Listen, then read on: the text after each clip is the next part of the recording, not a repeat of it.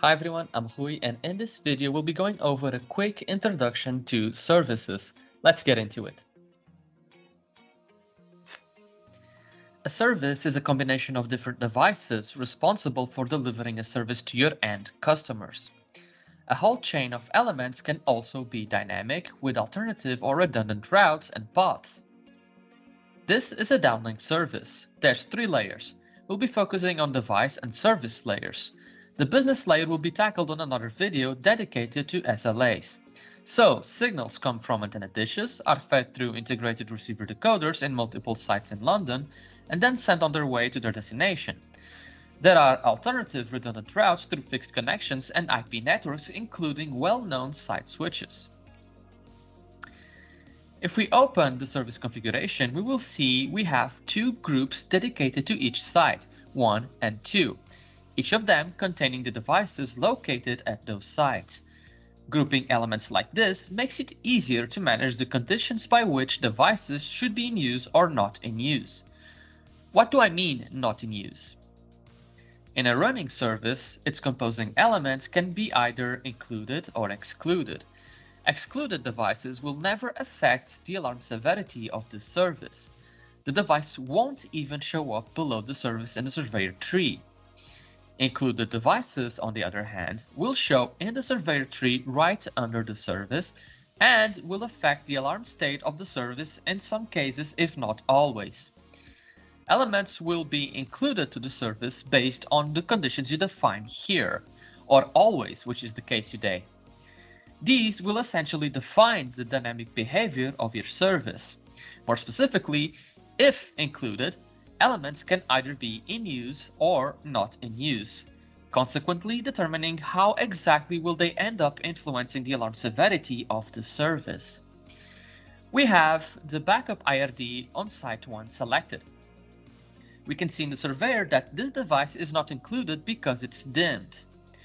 By looking at the condition, we can tell that this device will become in use once the switch on site 1 gets toggled to backup, just like so.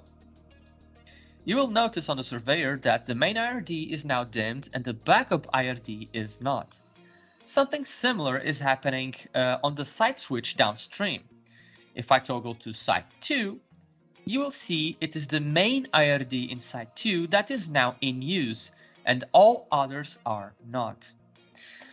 Elements in alarm will affect the service alarm state depending on whether they are in use or not. Let us look at the backup IRD on site 2.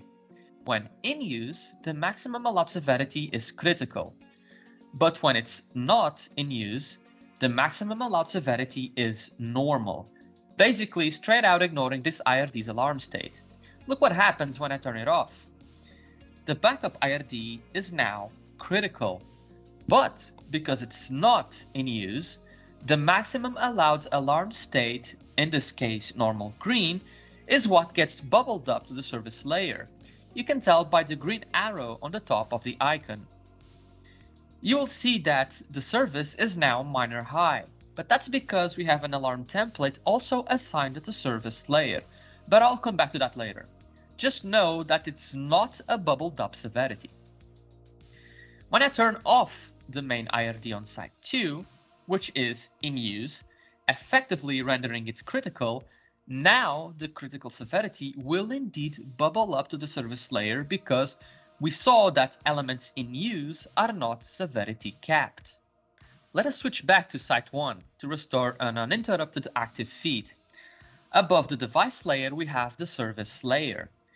It provides data and status icons from a service-centric perspective, like active and standby feed per each site, which ones are the active site, active device, or active feed, as if the service has actual parameters.